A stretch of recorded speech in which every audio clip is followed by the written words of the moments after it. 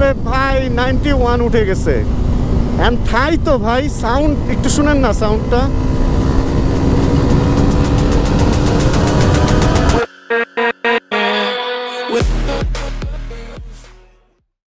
আসার পরে হচ্ছে বাইকটাকে আমি এখানে রাখছি, ভাইয়ের জন্য ওয়েট করতেছিলাম। ভাইয়া সাদা শার্ট পরে, সাদা টি শার্ট পরে সুন্দর একটা সাদা বাইক নিয়ে চলে আসছে। এই সেই বাইক যেটাকে হচ্ছে আমরা ওই দিন সন্ধ্যার আগে আগে দেখছিলাম।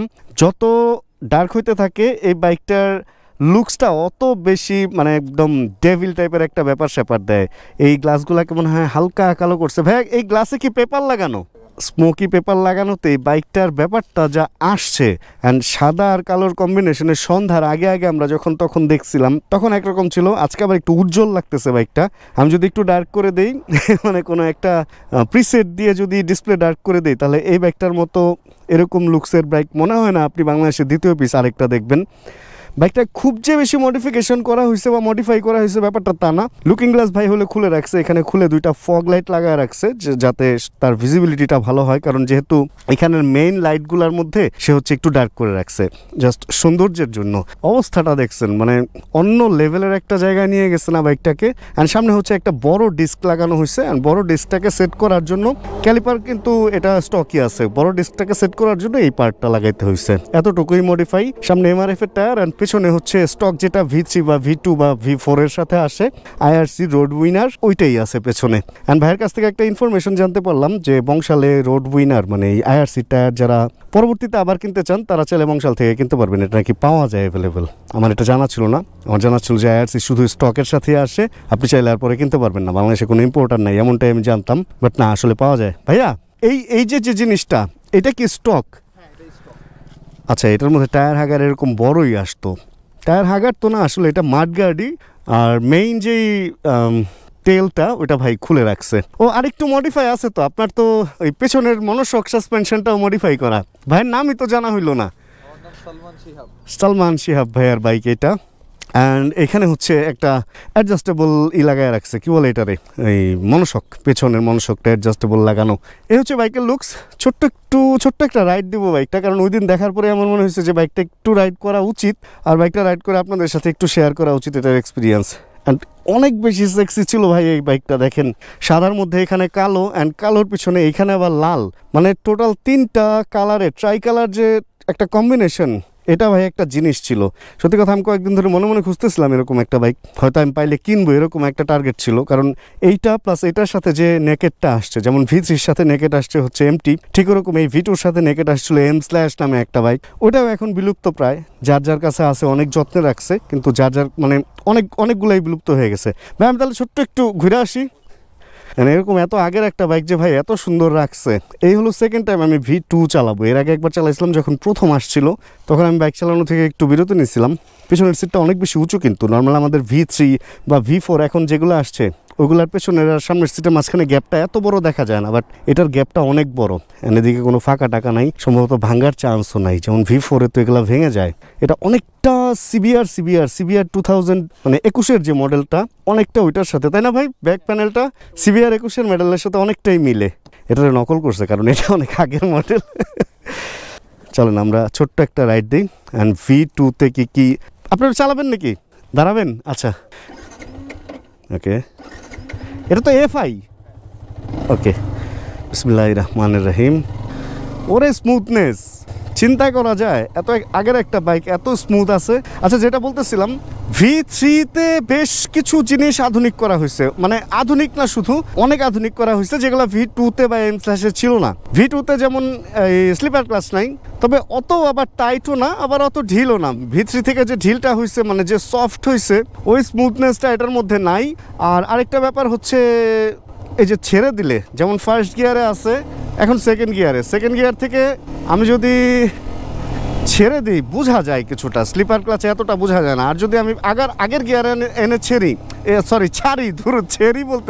আগের গিয়ারে এনে যদি ছেড়ে দিই, মানে এক গিয়ার ডাউন শিফট করে আমি যদি এটাকে ক্লাচ ছেড়ে দিই ইঞ্জিন ব্রেকে আনার জন্য, তাহলে চাকা অনেক সময় একটু স্লিপ করে, যেটা একটু রিস্কি। স্লিপার ক্লাচ না থাকলে যেটা হয়, ভাই আমি স্লিপার ক্লাচের বিবরণ দেওয়া শুরু করছি। স্লিপার ক্লাচের ব্যাপার স্যাপার এরকমই, তবে পাওয়ারের কমতি নাই। আমার কাছে কেন যেন মনে হইতেছে এটার পাওয়ার V3 বা V4-এর মানে এখন তো এটা পুরনো হয়েছে, নতুন অবস্থায় মনে হয় যে ওগুলার চেয়ে বেশি ছিল কিনা, কারণ এটা তো মনে হয় BS6 বা BS4 এর আগের BS3 বা এরকম কিছু হওয়ার সম্ভাবনা থাকবে। আচ্ছা, স্লিপার ক্লাচ এটাতে নাই, এটাতে VVA নাই, যেটা হচ্ছে 7200 RPM এর পরে স্পেশালি অ্যাক্টিভ হয়, মানে ইঞ্জিন পাওয়ারটাকে আরেকটু ইমপ্রুভ করে, আরেকটু স্মুথলি আপনাকে সামনে আগায় যেতে সাহায্য করে। সেই অপশনটা এটার মধ্যে নাই। অ্যান্ড লুকিং গ্লাস না থাকাতে আমার পেছনে ঘুরা ঘুরা দেখতে হইতেছে। আচ্ছা, সিটিং পজিশনটা আসলে কেমন ছিল? অনেকটা V3-র মতোই, তবে আমার কাছে V3-র চেয়ে একটু কমফোর্টেবল লাগতেছে, একটু মনে হইতেছে আরাম, কারণ এই ট্যাঙ্কটা নিচু। V3-তে ট্যাঙ্কটা উঁচু, তো এটার অনেক ভেতরে লাগে, সরি, কিন্তু এটা ট্যাঙ্কটা নিচু হওয়াতে ব্যাপারটার মধ্যে একটা ফ্ল্যাট ফিল আছে। আমার কাছে কিরকম যেন সিভিয়ার একটা ফিল লাগতেছে। ভাই পেছনে ভালো মতো দেখে ঘোরাই। তবে স্লিপার ক্লাসের ব্যাপারটা ভাই সত্যি কথা মানে ফিল করা যায়। যেমন এই যে দেখেন ফার্স্ট গিয়ার, এই যে হচ্ছে সেকেন্ড গিয়ার, এই যে থার্ড গিয়ারে টান দিয়ে আমি যদি সেকেন্ড গিয়ার এনে ছেড়ে দিই ভাই বোঝা যায় মানে স্লিপার ক্লাচ আসলে একটা ভালো সংযোজন ছিল। আর যেহেতু এটা VVA নাই, সেহেতু হাই থ্রটল করে VVA পারফরমেন্স দেখারও কিছু নাই, বাট স্পিড উঠে, খুব সুন্দরভাবে স্পিড উঠে যায়। আর মজার ব্যাপার হচ্ছে V3-র আগে কিন্তু কোনো R15-এ 1 বলেন 2 বলেন এগুলাতে কিন্তু ABS ছিল না। অ্যান্ড এই বাইকটা একটা থাইল্যান্ড এডিশনের ভার্সন, থাইল্যান্ড অ্যান্ড ইন্ডিয়া দুইটাই বাংলাদেশে আসলো আমি ভাইয়ের কাছ থেকে যেটা জানতে পারছি। আর এটা থাইল্যান্ডের ভার্সন, আর জানেনই তো অলওয়েজ হচ্ছে থাইল্যান্ডের ভার্সনটা একটু স্পেশাল। থাইল্যান্ডের ভার্সন জানেনই তো ভাই, থাই ইজ থাই, মানে যে কোনো বাইক, সেটা R15 হোক, CBR হোক বা অন্য কিছু হোক, থাইল্যান্ডের বাইকগুলো একটু স্পেশাল হয়। অ্যান্ড এটা ওরকম একটু স্পেশাল। তবে সার্বিক দিক থেকে এই বাইকটা অবশ্যই ভালো ছিল, আমি খারাপ বলবো না, কিন্তু এদিকে একটু দেখেন কীরকম যেন একটু অগোছালো লাগতেছে না? ওই জায়গায় আবার আস্তে আস্তে আসলেই ইমপ্রুভ করছে। যেমন এখন BS7 পর্যন্ত যে মডেলগুলো গেছে, আপনি একটু চিন্তা করে দেখেন ওইগুলার যে ফিনিশিং অ্যান্ড সব কিছু, ওগুলা কিন্তু অনেক ভালো, এটা স্বীকার করতেই হবে। অ্যান্ড এটা আগের অনুযায়ী অবশ্যই তখনকার সময় এটাই শাহরুখ খান ছিল, এটা আমাদের মেনে নিতেই হবে। আর V2-তে হচ্ছে মিটারটা দেখেন, মিটারের মধ্যে হচ্ছে দুইটা ভাগ, একটা অ্যানালগ ভাগ যেটার মধ্যে তেমন কিছুই নাই, শুধুমাত্র RPM মিটারটা এখানে দেয়া হয়েছে। আর তারপরে এখানে একটা ছোট্ট ভাগ আছে যেখানে হচ্ছে ট্রিপ মিটার দেখা যায়, স্পিড দেখা যায়। অ্যান্ড কোনোভাবেই গিয়ার শিফটিং ইন্ডিকেটর কি কোথাও দেখা যায়? নো, এটার মধ্যে কোনো গিয়ার শিফটিং ইন্ডিকেটর ছিল না। এই তো এটার ব্যাপার স্যাপার, ওটা খুব গুরুত্বপূর্ণ একটা ফিচার, যেটা হলো আমাদেরকে দেয়া হয়েছে V3 থেকে মোটামুটি মিটারে সব ফিচারই আছে। ভাই আজকে আমি যেই সমস্ত জায়গা দিয়ে ঘুরতেছি, প্রত্যেকটা জায়গা মানে একটু কেমন যেন নোংরা, একটু ধুলা। আসলে ব্যাপারটা হচ্ছে কি, এরকম একটা সুন্দর ফ্রেশ একটা বাইকে বসে সব জায়গায় একটু ধুলাই লাগতেছে। অল টাইম আমার মনে হইতেছে বাইকটা ময়লা হয়ে যাইতেছে। অ্যান্ড এশিয়া ভাই বাইকটারে আসলে অনেক বেশি যত্ন করে রাখছে। অ্যান্ড ওনার কাছে যেটা জানতে পারলাম, এটা হচ্ছে ওনার থার্ড V2 R15 ভার্সন 3-র V2 থার্ড ইউনিট হচ্ছে এইটা। এর আগে আরও 2টা ইউনিট উনি চালাইছে। অ্যান্ড আসলে কিছু জিনিস আমার কাছে কেন যেন মনে হয় যে এগুলো আবার ফেরত আসা উচিত। যেমন এই বাইকগুলো কিন্তু এখন আর পাওয়া যায় না, এখন আর প্রোডাকশন হয় না। বাট আমার কেন যেন মনে হয় পুরানো বাইকগুলোও কিছু মনে হয় কোম্পানির রেখে দেওয়া উচিত। প্রতি বছর 2টা-4টা করে যদি ওগুলো প্রোডাকশন করে, অনেক হাই রেটে তো বেচতেই পারবে। এবং অনেকের আছে না যে এই ধরনের বাইক পছন্দ, যেমন আমার নিজেরই পছন্দ। আমি হয়তো V2 যদি পাইতাম এখন একটা কিনে রাখতাম, কারণ V2 লুকস এটা আমার কাছে ভাই অলওয়েজ মানে একটু জোশ লাগে। কিন্তু কি বলবো ভাই, মানে এগুলা তো এখন আর পাওয়া যায় না। অ্যান্ড স্মুথনেস যা ছিল, সাসপেনশন যা ছিল ভাই, মানে ABS না থাকাতে আমি খুব জোরে টানতেছি না, যেহেতু আমরা এখন ABS-এর পাপেট হয়ে গেছি। আমরা কিন্তু আসলে ABS পাপেট হয়ে গেছি। আমরা এখন ABS ছাড়া ভাই চিন্তাই করতে পারি না, ABS ছাড়া আমাদের লাইফটা এরকম হয়ে গেছে। আচ্ছা, আমি যে কই থেকে কই যেতেছি ভাই সত্যি কথা আমি নিজেও বুঝতেছি না। চলেন এদিক দিয়ে গিয়ে দেখি আগের জায়গায় পৌঁছাইতে পারি কিনা, আর একটু স্পিড তুলি। ওরে ভাই 91 উঠে গেছে। অ্যান্ড থাই তো ভাই, সাউন্ড একটু শুনেন না, সাউন্ডটা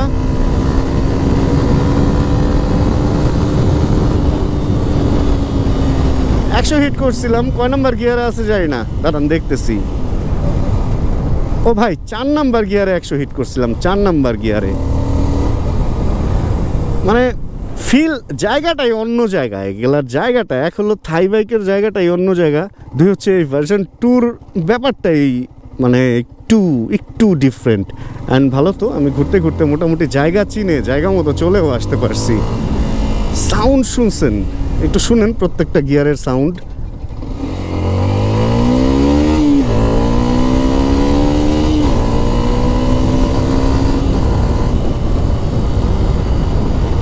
মানে আপনাকে রাইডের যেই ফিলটা, ওই ফিলটাকে অন্য লেভেলে নিয়ে যাবে ভাই, অন্য লেভেলে নিয়ে যাবে। আপনার মনে হবে আপনি উঠতেছেন।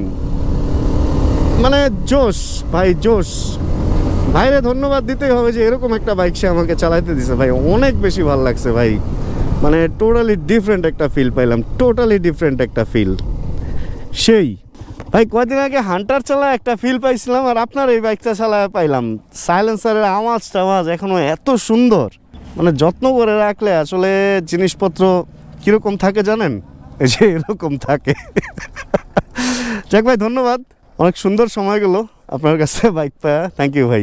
যাক তাহলে আমরা এই ভিডিওতে এইখানে বিদায় নিয়ে নিই, এরকম একটা সুন্দর বাইকের কাছ থেকে। অ্যান্ড টুকটাক এই ইনফরমেশনগুলো আমার কাছে ছিল, যেগুলো শেয়ার করলাম। আর এর বেশি কিছু জানতে হলে অবশ্যই কমেন্ট করুন, আমি ভাইয়ের কাছ থেকে জেনে আপনাদেরকে জানানোর চেষ্টা করবো। তাহলে আজকের এই ভিডিওটা এতটুকুই হোপ রাখতেছি। ভিডিওটা আপনাদের ভালো লাগছে, যদি ভিডিও ভালো লাগে প্লিজ একটা লাইক, অ্যান্ড চ্যানেলে যদি নতুন হন প্লিজ সাবস্ক্রাইব করে আমাদের ফ্যামিলি মেম্বার হয়ে যান। জানবেন কি কোন জায়গা থেকে ভিডিও দেখছেন, আর যতক্ষণ পরবর্তী ভিডিও নিয়ে আমি না আসতেছি ততক্ষণ ইনশাআল্লাহ আমরা সবাই থাকবো ভালো, আমরা সবাই থাকবো সুস্থ এবং করতে থাকবো চিল ইনশাআল্লাহ। সুন্দর না? Chill bro. Check the mic and make sure it sound right, boys.